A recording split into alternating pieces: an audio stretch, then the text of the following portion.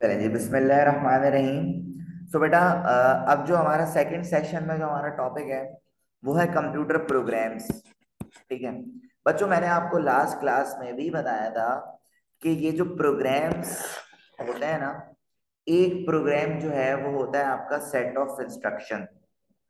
सही है? तो आप देखें ये लिखा हुआ है, a program is defined as collection of instructions in a computer language to perform a specific task. तो बेटा, अगर हम प्रोग्राम की डेफिनेशन की बात करें तो सर, एक प्रोग्राम में बहुत सारे हमारे पास कलेक्शन ऑफ इंस्ट्रक्शंस मौजूद होते हैं जो कि कोई भी पर्टिकुलर टास्क या कोई भी स्पेसिफिक टास्क के लिए डिजाइन किए जाते हैं। ठीक है, अब मिसाल के तौर पे बेटा, हम हमारे पास एक प्रोग्राम है। सही है? जैसे मिसाल के तौर पे मैंने यहाँ पे प्रोग्राम लिखा, ऐसे रैंडमली लिख रहा हूँ अभी। एक प्रोग्राम लिखा मैंने यहाँ पे, हैश इंक्लूड stdio.h। ये सब क्या होता है, ये सब अभी आप छोड़ें, सिर्फ मैं आपको अभी ये बता रहा हूँ ये एक प्रोग्राम है। ठीक है, ये आपका एक प्रोग्राम है और यहाँ पे मैंने लिखा प्रिंट एफ, और यहाँ मैंने लिखा अतीक अहमद, और नीचे मैंने लिखा गेट सी एच। तो ये जो है ना बेटा, ये मैंने एक प्रोग्राम लिखा है। ये मैंने क्या लिखा है स्टूडेंट्स? एक प्रोग्राम लिखा। अब इस प्रोग्राम में ये जो एक लाइन है, इस लाइन को हम बोलेंगे इंस्ट्रक्शन। इस लाइन को बेटा हम क्या कहेंगे? इंस्ट्रक्शन। और अगर ये पूरा प्रोग्राम है, ये पूरा प्रोग्राम है, तो सर इसमें बहुत सारी इंस्ट्रक्शंस मौजूद हैं। बहुत सारी इंस्ट्रक्शन मौजूद हैं। कुछ भी लिख सकते हैं आप प्रिंट एफ में, अनस भाई, कुछ भी लिख सकते हैं आप। मैंने यहाँ पे अपना नाम लिख दिया तो मेरा नाम डिस्प्ले हो जाएगा। It's up to you. ठीक है जी। तो बेटा, प्रोग्राम में आपके पास कलेक्शन ऑफ इंस्ट्रक्शन होते हैं जो कि पर्टिकुलर टास्क को परफॉर्म कराने के लिए बनाया जाता है। अच्छा, आगे अब देखिएगा, अब सॉफ्टवेयर क्या होता है? सर, सॉफ्टवेयर मैंने आपको लास्ट टाइम भी बताया था बेटा, सॉफ्टवेयर जो है वो मॉड्यूल्स पे काम करता है। यानी सॉफ्टवेयर जो होता है वो कलेक्शन ऑफ प्रोग्राम्स होता है।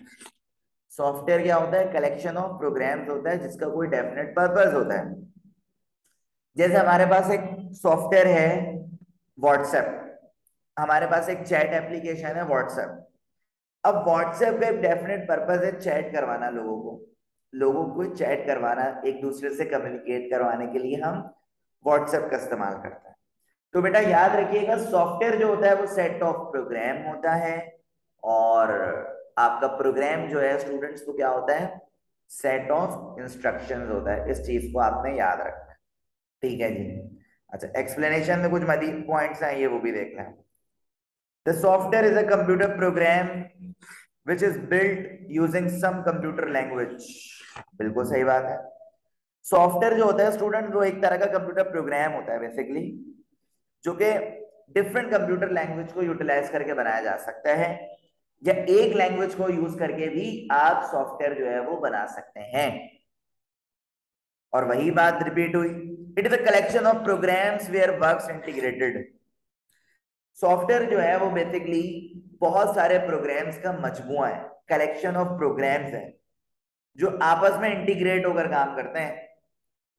The software that controls, manage the hardware is called system software, and the software which facilitate the user is called application software. इस पे मेरी लास्ट क्लास में भी आपसे बात हो चुकी है बहुत अच्छे से, कि सर ऐसे सॉफ्टवेयर जो हार्डवेयर को कम्युनिकेट करें, हार्डवेयर को कंट्रोल करें, ऐसे सॉफ्टवेयर को बेटा हम कहते हैं system software.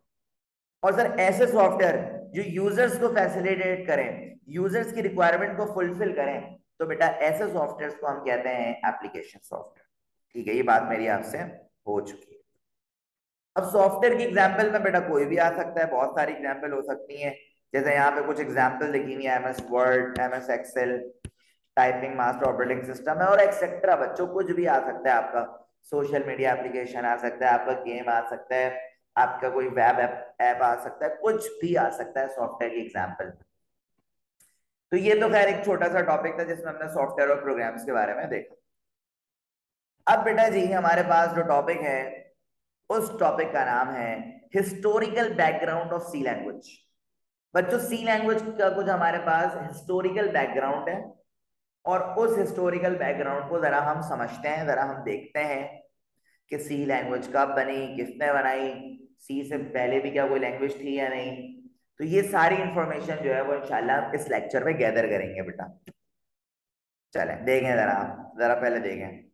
C is a powerful programming language developed by Dennis Ritchie. बहुत काम की चीज बता दी आपको कि भाई सी लैंग्वेज जो है वो डेनिस रिची ने, अक्सर एमसीक्यूज में आता है, बल्कि अगर मैं ये बोलूं हर एक साल बाद तकरीबन ऑलमोस्ट ये एमसीक्यू आता है कि C language is developed by dash.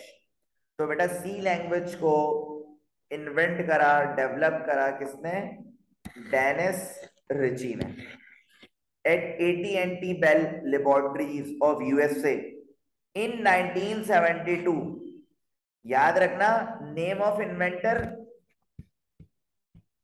Name of developer याद रखिएगा, जो कि डेनिस रिची है, और जो इसका टाइम पीरियड है, मतलब टाइम कब इसने डेवलप करा, 1972 में। कहां पे? यूएसए की एक लेबोरेटरी में, एक लैब में, कंप्यूटर लैब। ठीक है जी, ये डेट है, सॉरी टाइम लिख दिया मैंने, डेट।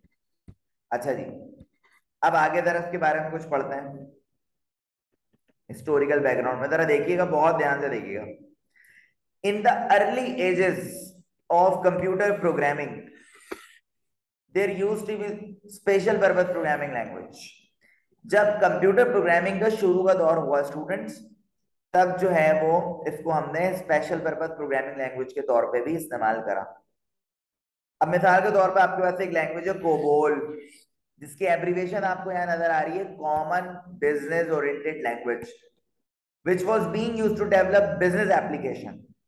ये जो लैंग्वेज थी ना कोबोल, थी ये भी प्रोसीजर ओरिएंटेड, लेकिन ये बिजनेस एप्लीकेशंस के लिए यूटिलाइज की जाती थी, मतलब कैलकुलेशन टाइप के सॉफ्टवेयर के लिए इस लैंग्वेज का इस्तेमाल किया जाता था। इसीलिए तो बेटा इसकी एब्रीविएशन में क्या लिखा हुआ है? Common business oriented language, common business oriented language.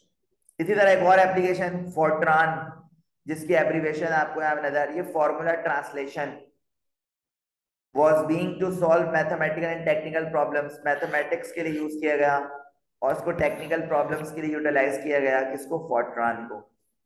इसी तरह फिर एक और लैंग्वेज थी pascal language, was being used to solve scientific problems, calculations वाले प्रॉब्लम्स, मेजरमेंट वाले प्रॉब्लम्स, ऐसे प्रॉब्लम्स के लिए पास्कल लाइन को यूज किया गया, पास्कल लैंग्वेज को यूज किया गया।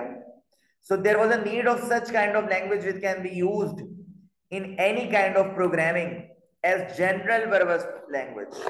तो बच्चों सी लैंग्वेज से पहले आपके पास पहले भी ये सारी लैंग्वेजेस चल रही थी, कोबोल, फोर्ट्रान, पास्कल, लेकिन यहां पे ना हमें जरूरत थी एक जनरल पर्पस प्रोग्रामिंग लैंग्वेज की, जो जनरल एप्लीकेशंस की तरफ लोगों का ध्यान बनाए, जनरल एप्लीकेशंस। तो बच्चों तब हमारे पास आ गई डेवलपमेंट ऑफ सी लैंग्वेज, आ गई भाई, डेवलपमेंट ऑफ सी लैंग्वेज आ गई। तो C was evolved from the earlier language BCPL. C language बेटा इवोल्व हुई है कहां से? देखो बीसीपीएल से, और बीसीपीएल का फुल नेम क्या है? Basic combined programming language, basic combined programming language, which was developed in 1967 by Martin Richards at the Cambridge University। बेटा देखो सी इवोल्व हुई है कहां से? यहां से बीसीपीएल से। बीसीपीएल की एब्रिविएशन क्या है? Basic combined programming language. और इसको डेवलप करा था मार्टिन रिचर्ड्स ने, कब? 1967 एट द कैम्ब्रिज यूनिवर्सिटी। अच्छा भाई देखें, BCPL was developed as language for writing system softwares, specially operating systems and compiler. ये जो बीसीपीएल की इन्वेंशन हुई ना, इसके दो काम थे कि भाई सिस्टम सॉफ्टवेयर्स को डेवलप करना है, स्पेशली सिस्टम सॉफ्टवेयर में क्या? Operating system and compiler, operating system and compiler. अच्छा भाई, उसके बाद आ जाओ 1970 में, ये जो कहानी हुई है 1967 में हुई है। उसके बाद आ जाओ 1970 में, केन Thompson at Bell Laboratories developed a language used on BCPL and it is called B language, means the first letter of BCPL. अच्छा, इन्होंने क्या करा, केन थॉमसन साहब ने क्या करा 1970 में बेल लेबोरेटरीज में एक और लैंग्वेज बना ली जो सेम बीसीपीएल पे ही बेस्ड करती थी, और इसका नाम चेंज कर दिया इन्होंने, इसका नाम रख दिया बी लैंग्वेज, जो कि फर्स्ट लेटर है इस लैंग्वेज का। अच्छा भाई, उसके बाद आ जाए डेनिस रिची साहब आ गए भाई। डेनिस रिची ने क्या करा, was the programmer who developed B language further as a new language and gave it to the name of C, the second letter of BCPL. Dennis Ritchie साहब ने क्या करा बेटा, डेनिस रिची साहब ने वो जो बी लैंग्वेज थी इससे पहले वाली, जो कि केन थॉमसन ने बेल लेबोरेटरी में डेवलप करी थी, उसमें कुछ मजीद फीचर्स को ऐड कर दिया, मजीद चीजें जो है वो उसमें इन कर दी, और कहा कि भाई ये रही मेरी एक न्यू लैंग्वेज, और इसको मैं सी लैंग्वेज के नाम से डिक्लेयर कर रहा हूं, जो कि बीसीपीएल का सेकंड लेटर है सी, उसके नाम से मैं डिक्लेयर कर रहा हूं। तो तब से आज तक बेटा इस लैंग्वेज का नाम जो है वो क्या हो गया, सी लैंग्वेज हो गया। इस लैंग्वेज का क्या नाम हो गया बेटा, सी लैंग्वेज हो गया। देखो, सबसे पहले बीसीपीएल थी, यानी बेसिक कंबाइंड प्रोग्रामिंग लैंग्वेज, बहुत सारी प्रोग्रामिंग लैंग्वेज का मजमुआ, जो कि कैम्ब्रिज यूनिवर्सिटी में 1967 मार्टिन रिचर्ड्स ने करा। उसके बाद क्या करा इन्होंने, केन थॉमसन ने मजीद काम करा और बीसीपीएल कर दिया, और बी फर्स्ट लेटर के नाम पर रख दिया। फिर डेनिस रिची ने मजीद काम करा, और मजीद काम करते करते इन्होंने सेकंड लेटर ऑफ बीसीपीएल रख दिया, इसीलिए इसका नाम आज तक क्या है, सी लैंग्वेज है। तो ये जो मैंने आपको जितनी बातें बताई हैं, ये सी लैंग्वेज की हिस्ट्री से रिलेट कर रही है। किससे, सी लैंग्वेज के हिस्ट्री से रिलेट कर रही है बेटा।